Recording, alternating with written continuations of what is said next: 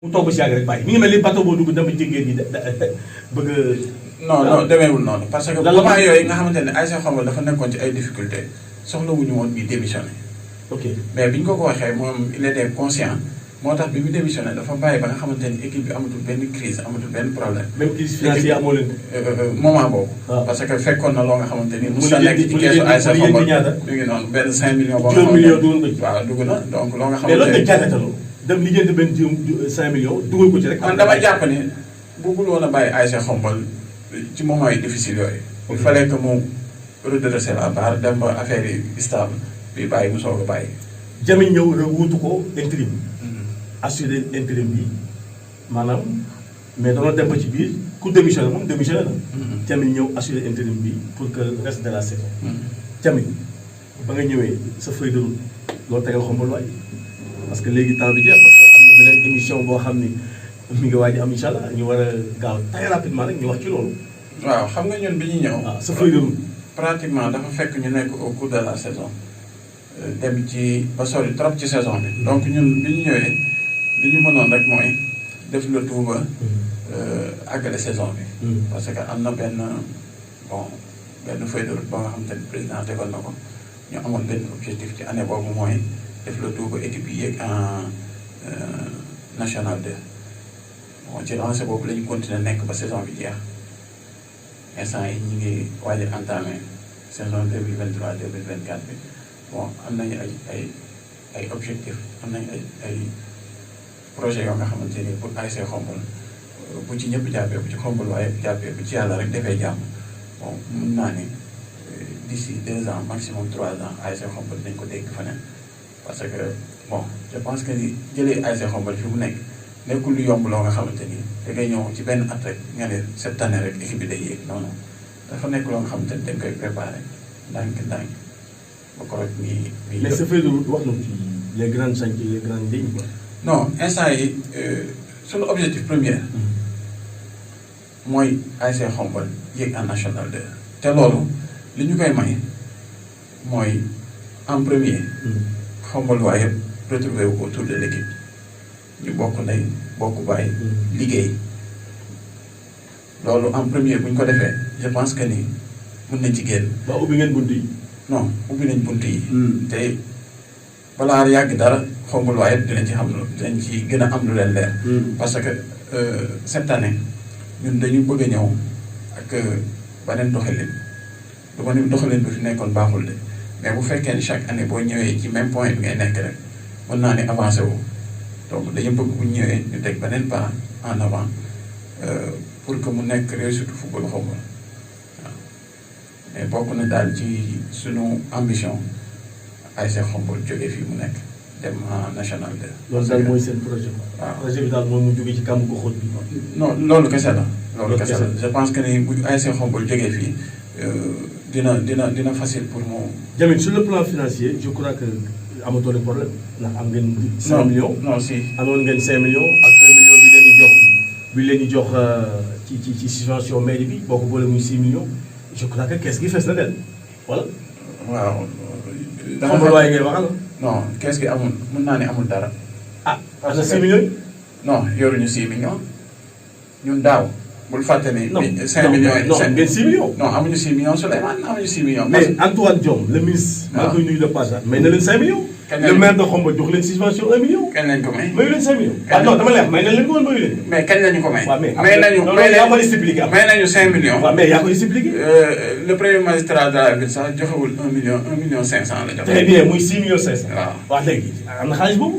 waaw léegi xaalis boobu. waaw parce que Khombole waaye bëri dañuy wax gars yi dañoo war a def bilan ci xaalis bi millions yi bari na nangam amuñu résultat nangam yow il faut nga profité leeral gars yi fii parce que gësam loolu la la permettre tey pëjom boo xam ne da nga war a wax ak askan bi. waaw ni leen nag somme yooyu ngay dégg dugg na waaye nii ak nii ak nii. waaw xam nga am na ci détails yoo nga xamante ni. dafa am commission bu ko yor. waaw mais yow yaay président commission yi. waaw d' accord. mais waaw. alors waaye président boo ci mën a waxee dama ne la am na ci ay détails yoo nga xamante ni. waaw daa am commission bu ko yor ñoom ñoo ko mën a joxe mais li ma la ci mën a wax ci loolu. xaalis boobu bi ñu koy jot c' était au cours de la saison. 2022 2023. waaw dañ ci joué ay match def ci ay dépenses.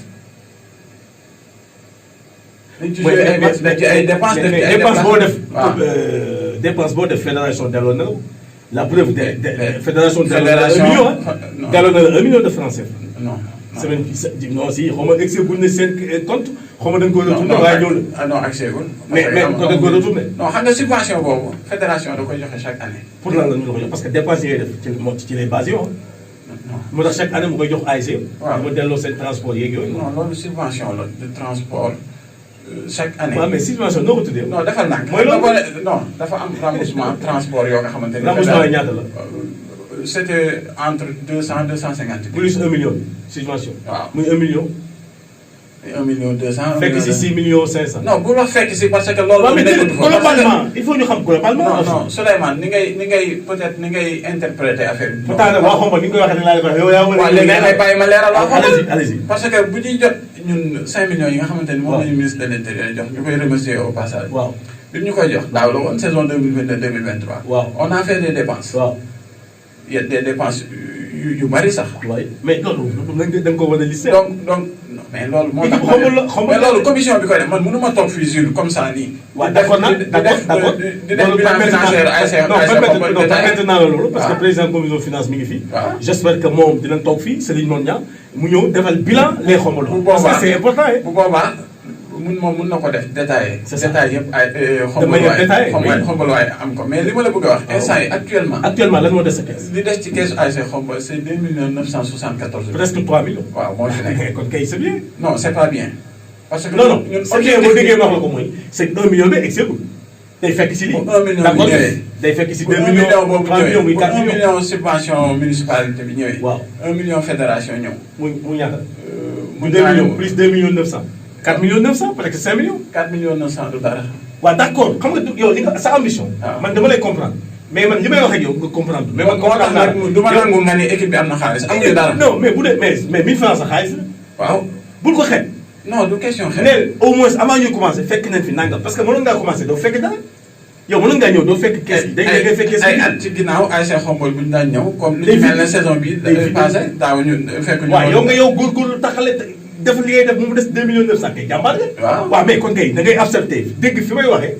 nga fiy tontu mais yow fi bi may waxee déggoo fa. non pourtant les Xombolois ñooy interpellé teew gis nga ko parce que réseaux sociaux yaa koy gis. des fois nit ñi mais gars yi waa commune dañoo war a def bilan dañoo war a defar. loolu moom gisul non am na même bu amul ci Facebook ci réseau yi dina am ci grand place des fois parce que ñoom xam nga ki dégg 5 millions. te nekkoo ci biir ci dépense yi mënoo ko comprendre yow da ngay jàpp ni 5 millions fay te dina ko or 5 millions yi ay dépense la. yaa am ko dépense colossale kuy jàpp loolu rek xamul dara ci football. ah bon kuy jàpp ni équipe. mais Xombolois bu mu mën di doon. waaw da nga ko war a leeral yow même boo xamee. waaw ak boo xamul. waaw bu leeral jotee. leeral kañ lay jot incha allah. bu sunu mandat jeexee. foofu ngeen di xaaree Xombolois. non ma defe ni yéen saison bu ne war ngeen a mën a defal loolu. Xombolois ñan la ñuy. transparence bi ngeen doon woote. waaw ñëpp kontaan ci. waaw mais continuer la loolu. c'est pas méchant. mais dama ne la administrativement. bilan financier boo nga xamante ni dañ koy partager au public. oui ñu ngi koy def à chaque fin de mandat. waaw dañuy woote assemblée générale. d'accord naa li nga wax. waaw bu boobaa bu ñu ñëwee ñu def bilan détaillé te nag chaque année.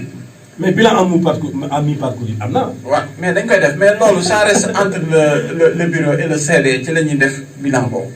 mais xam nga bu ñu neexee waaye tamit day tax est-ce que du motiver les Xombolois nu ni kat ñii jar na ma jàppale. waaw parce que joxoon nañ leen lii ñëw nañu wax ni lii lañ ko defee. mën nañ ko def kaay leen ñu daw mais est-ce que gënul marche communale. loolu bokk na ci suñu doxalin ren. bi nga xamante ni noonu la ñu bëgg a doxalee. bëgg nañ def loolu. très bien parce que dara obligé wuñu pour ñu def ko. mais bëgg nañ ko def pour Xombolois xam ni. peut-être waaw yow mi nga xamante ni yaa ngi yëkkati sa junni di ci def. wala sa 100 000 francs di ci def. kii yëkkati 1000 francs kii yëkkati 1 million. kii yëkkati téeméeram. c'est ça ñooñu war nañoo xam exactement seen xaalis fi ñu koy dugal. loolu incha allah loolu laay jub incha allah dinañ ko def. jërëjëf bu neexee yàlla. waaw parce que ñun ci li leer rek. président ñu ngi may signaler ni émission bi jeex na dégg nga son boobu si suuf li ma ci bëggoon laaj yëpp bari na mais sa kàddu gu mujj nga wax ma li nga xam ne laaju ma ko te bëggoon nga koo wax ma may la une minute rek nga tàll ko tafal ci bisimilah.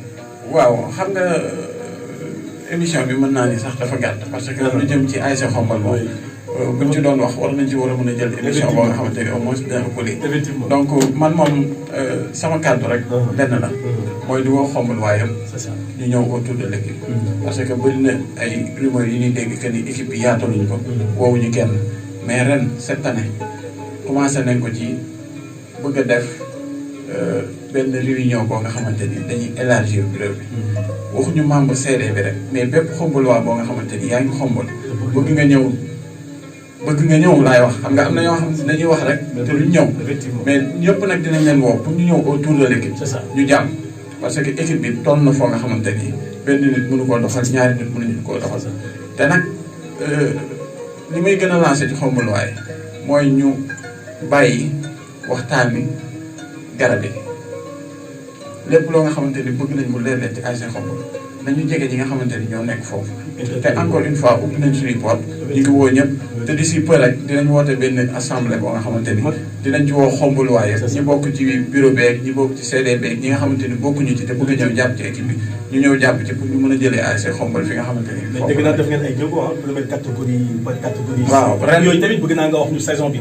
coupe du Sénégal yooyu engagé waaw ren booy xool dañu affilié fédération catégorie senior junior engagé wu ci coupe du Sénégal bi ak championnat bi yëpp war nañ ci compétir parce que loolu boo gisee ñu def ko sax surtout junior bi pour permettre ñi nga xamante ni bon amuñu chance de jouer senior mataluguñu te toll nañ foo nga xamante ni war nañu génn école football yi parce que am na âge boo nga xamante ni boo ko rombee mënatoo nekk ci biir école football yi te mënoo jouer senior donc ñooñu noonu la ñu bëgg a récupérer may leen opportunité ñu compétir pourquoi pas ñi nga xamante ni ñu ngi leen di sélectionné ay U17 U20 ci équipe nationale may leen opportunité ñu mën a compétir ba ñu mën leen a gis di leen sélectionné en plus loolu bokk na ci li nga xamante ni day préparer relève bu ASC Khombole incha allah d'ici bon parce que nekk am benn catégorie rek baax na mais préparer tamit relève bu ASC Khombole d'ici les années à venir. kon il faut nga am 10 millions. non sunu projet ASC Khombole bëgg nañu au moins équipe bi am 20 millions. 20 millions pour ñu atteindre suñu objectif. ci ren saison bi. waaw 20 millions. bëgg nañu ko. ok loolu ambition politique. quoi àndal ci politique. à Khombole monsieur Maguette Boye laa àndal. pourquoi nga demoon fii ñëwaat fii pas aimé boobu. fan laa demoon local yi da ngaa demoon ci Lamine Dawane ñëw yàlla basta ko. non musuma dem ci Lamine musuma politique sax maa ngi soog a dugg ci politique. te monsieur le maire laa musa àndal. musoo ànd ak kenn ci Khombole. musuma ànd ak musoo jox kenn sa kàddu ci politique non non. moom nga àndal ba fii ngay waxee. ba fii may waxee ak yow maa ngi ginnaaw monsieur le maire. merci beaucoup mbokk yi ba beneen yoon incha allah émission Gësëm Jules Souleymane tey mu dalaloon président ASC Khombole Moustapha Jamil Kane maa ngi jégalu lu baax bu leen bougé toog leen xaar émission xawaare bu am solo ki ngay def jëmbu sam sañse lu rafet may leen ko dund mi ngi si yoon jaa ngeen jëf incha allah.